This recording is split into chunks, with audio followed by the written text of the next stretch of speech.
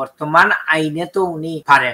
আপনার সাথে আমি এটা একদম শুধু কেয়ার ভিসার জন্য আসতেছি, এটা কিন্তু আমি ওনার জন্য বলছি না। নাসিব ভাই, এটা তো আইনের তারা ব্যাপার স্যাপার বলছে। আজকে আপনি আমাকে বলেন যে যারা কেয়ার ভিসায় আসছে এদের মধ্যে কি 1% মানুষ কি কাজ পাইছে? পায় নাই। 1% মানুষ কি ফুল টার্মস কন্ডিশন কমপ্লাই করতে পারছে? না। এমপ্লয়ার কি জব দিছে? পায় নাই তাজ ভাই। এই ডং গেটা সরকার যদি বন্ধ করে দেয় ব্যাটারি হবে না নাসিব ভাই। It gives opportunity for immigrants to be exploited, এবং এমপ্লয়ার তাদের এইসব ওয়ার্ক পারমিট হোল্ডার এমপ্লয়ীদের আরো এক্সপ্লয়েট করবে নাসিব ভাই। জি তাজ ভাই, কলে চলে যায়, প্রচুর কলার। দর্শক আসসালামু আলাইকুম।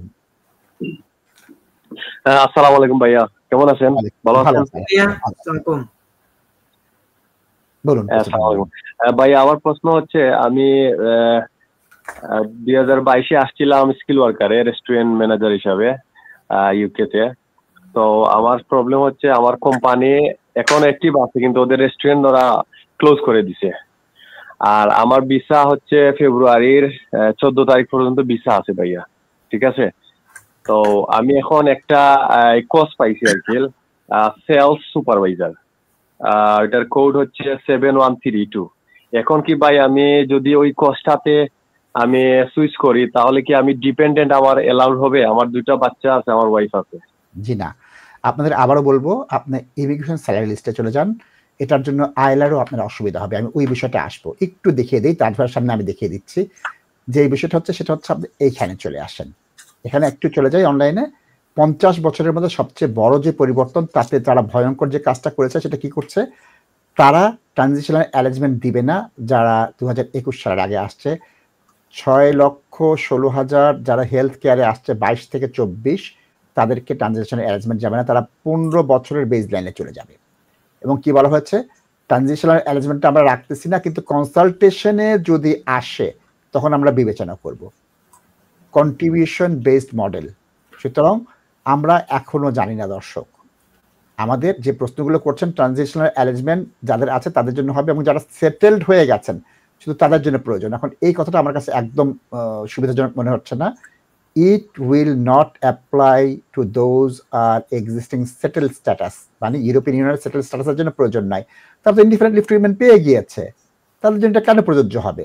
কিন্তু বাকি 616,000 যারা আছেন তাদের জন্য প্রযোজ্য হবে, এবং তাদের জন্য কন্ট্রিবিউশন বেসড আইলার 15 বছরের যেটা সেটা দিচ্ছে। সুতরাং আপনারা যেটা বলছেন, আমি বলবো যে আমার 12 ফেব্রুয়ারি পর্যন্ত ওয়েট করতে হবে। এপ্রিল মাসে যে আইনটা আসবে সেটা আমার দেখতে হবে। সুতরাং তাজ ভাই এই কথা বলংবার বলছে, আমিও বলছি আপনারা কি করবেন। টিভি থেকে বাংলায় আমি বলংবার দেখিয়ে দিয়েছি, কনসালটেশনটার উত্তর দেন। তাজ ভাই, ট্রানজিশনাল অ্যারেঞ্জমেন্টটাকে এরা বলেছে যে আমরা দিব না, যারা কম বেতন পাও আমরা দিব না, যারা বেশি বেতন শুধু তাদের জন্য করবে, এবং কন্ট্রিবিউশন বেসড আমরা করতে চাই। 15 বছরে তোমাদেরকে নিয়ে যাব। এখন এই যে ভয় পেয়ে গেছে আমাদের লোকরা, এবং এটা লেখা ব্ল্যাক এন্ড হোয়াইট, সুতরাং আমরা কি করব? নাসিব ভাই, উনি তো প্রশ্ন দুইটা হচ্ছে কি উনার বাইরে, যে ঠিক আছে ওইটা ফিউচার ল, এখন উনি ওয়ার্ক পারমিটে আসছে, উনি সুইচ করবে আরেকটা এমপ্লয়ারের সাথে, ওইটা উনার পসিবল আছে। কিন্তু রিস্কটা হচ্ছে কি ভাইয়া, যদি আপনার পিছন দেখে এবং পিছনে যদি গিয়ে আপনার কোনো এনআই কন্ট্রিবিউশন থাকে না, ট্যাক্সের রেকর্ড থাকে না, তাইলে ওরা আপনার ওই ফ্রেশ অ্যাপ্লিকেশনটা রিফিউজ করে দিতে পারে ট্রান্সফারের জন্য, যেটা করবেন অন দ্য বেসিস দ্যাট আপনার you lived in this country in breach of your work permit conditions. So ওইটা আপনি খেয়াল রাখতে হবে, ওইটা যদি পিক আপ করে there is a potential problem. Secondly, as the law stand now, আপনি পারবেন কিন্তু ফিউচারে প্রবলেম হয়ে যাবে। যদি আপনি সুইচ করতে পারেন successfully, then you can try immediately. তাজ ভাই, একটু শুভঙ্করের ফাঁকিতে আপনার কাছে আসি। তারা এই আইনটা কি বলছে, যারা 22 থেকে 24 সালে বরিস ওয়েব যেটাকে বলছে বর্তমান সরকার, মানে কেয়ার ভিসা যারা আসছে 6,16,000 ডিপেন্ডেন্ট সহ, এদেরকে বলছে 15 বছর একটা দিয়ে হবে। 2028 সালের 22 জুলাইয়ের পর নতুন কোনো কেয়ার ভিসা ইস্যু হবে না। নাসিব ভাই, ওই তো উনি তো ঠিক আছে ওইটা ফিউচারের জন্য, কিন্তু বর্তমান আইনে তো উনি পারেন। আপনার সাথে আমি এটা একদম শুধু কেয়ার ভিসার জন্য আসতেছি, এটা কিন্তু আমি ওনার জন্য বলছি না। আমি লজিকটা বলছি তাজ ভাই, 2028 সালের 22 জুলাইয়ের পর কোনো কেয়ার ভিসা ইস্যু হবে না, ওই রুট শেষ। এই রুটে বিদেশ থেকে কেউ আসতে পারবে না, বিদেশ থেকে আসাও বন্ধ করে দিয়েছে রাজ ভাই। জব পুল করছে, এটাও কাজে দিচ্ছে না। তাহলে আমি যদি 22, 23, 24 সালে কেয়ার ভিসায় আসি এবং 28 সালের পর আমি কোনো রুট পাবো না, তাহলে আমি 15 বছর থাকবো কেমনে, আইলার হবে কেমনে রাজ ভাই? এটা তো অবান্তর কথা। নাসিব ভাই, এটা তো আইনের তারা ব্যাপার স্যাপার বলছে। আজকে আপনি আমাকে বলেন যে যারা কেয়ার ভিসায় আসছে, জি, এদের মধ্যে কি 1% মানুষ কি কাজ পাইছে? পায় নাই। 1% মানুষ কি ফুল টার্মস কন্ডিশন কমপ্লাই করতে পারছে? না। এমপ্লয়ার কি জব দিছে? পায় নাই তাজ ভাই। এই ডং গেটা সরকার যদি বন্ধ করে দেয় ব্যাটারি হবে না নাসিব ভাই। কারণ যে জায়গার মধ্যে মানুষ আসিয়া সাফার করতে হয়, যার কোনো ফিউচার নাই, মানুষদের অ্যাবিউজ করা হয়, এখানে it doesn't work like this. 15 বছর তো অলমোস্ট ইম্পসিবল। যখন ওরা এই প্রপোজাল আনছিল, আমি বলছিলাম যে it gives opportunity for immigrants to be exploited, এবং এমপ্লয়ার তাদের এইসব ওয়ার্ক পারমিট হোল্ডার এমপ্লয়ীদের আরো এক্সপ্লয়েট করবে নাসিব ভাই। That's it.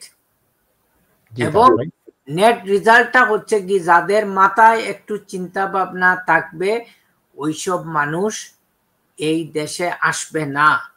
আপনারা দেখেন যে 10 ইয়ার কন্টিনিউয়াস লফুল রেসিডেন্স, এই আইনটা এক সময় স্টুডেন্টের ক্ষেত্রে ফেমাস ছিল, কিন্তু স্টুডেন্টের রুলটারে তারা চেঞ্জ করতে করতে এমন ওয়াটার টাইট করছে এবং এমন পরিস্থিতিতে নিয়ে আসছে। আজকে বলেন নাসিদ ভাই, আমার জানা মতো তো এই রিসেন্ট যুগে আমি দেখি নাই যে কোনো স্টুডেন্ট 10 ইয়ার্স কন্টিনিউয়াস লফুল রেসিডেন্সে ইনডেফিনিট লিভ অ্যাপ্লিকেশন করছে।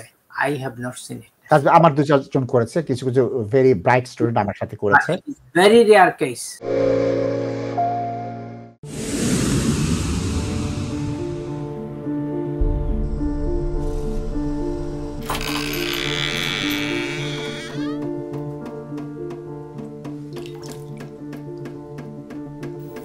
ইংল্যান্ডে আমরা চাইলেও অনেক কিছু করতে পারি না, অনেক ঝামেলা। হায় রে হায়, লন্ডনের এই জীবনে ঝামেলার কোনো শেষ নাই। আমি লাল, আমার ইমিগ্রেশন, ঘর, ব্যবসা সবকিছুর ঝামেলার সমাধানে সবসময় পাশে আছে Taj solicitor. Taj solicitors, believe in service.